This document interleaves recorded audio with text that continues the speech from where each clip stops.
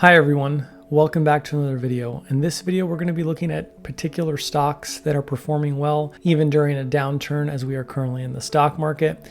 And the first one that I want to take a look at here is AutoZone. So if we look at the 6 month, we can see that it has continued to go basically straight up. We actually hit a high right here of $3,916.81. So I like that price, and it was actually just back a couple of days ago on April 3rd. And we can see this chart has been continuing to increase. So we can look at year to date so far, and we can see we are continuing to go up versus 1 year and even 5 year. The really interesting thing about AutoZone in particular is they're actually buying their own stock back. And when a company buys its stock back, the price of the shares are going to continue to go up. We can actually see the high range forecast for this is actually going to be at 4,192. We're currently sitting as of this recording at basically 3,500. We can round that off. The price per share has continued to increase over the 5 years. If we want to look at the max time frame on this thing, it has shot up like a rocket.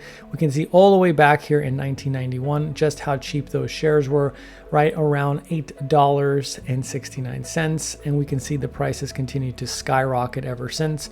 And another one that is actually buying their stock back quite highly is actually their counterpart, O'Reilly Auto Parts. They have also shot up like a rocket. They have actually outperformed AutoZone. If we were to compare both of them, it's actually been performing at quite a bit higher. And what's nice is that the stock has not split and the price continues to go up. So this is something to keep in mind when you're investing, because we always want to see that price appreciation when we're looking at stocks, comparing obviously to the famous VOO, which actually has been tanking as of recently because of so many tariffs and because of basically global instability in the markets right now. We can see just the price difference between where VOO is actually seen at its high, which was right there at 561.97, versus if we go to O'Reilly, it has actually been doing quite well. Those are the two stocks that I really like at the moment. And then the last stock here I want you guys to go ahead and take a look at closer is Berkshire Hathaway. Now, the reason I'm picking Berkshire Hathaway is because it's actually been outperforming the S&P 500 as of late. We can see on the 1 year, I mean, look at that. It has skyrocketed as well. And if we look at the 5 year, because 5 year is really where you can tell where a company is, it has really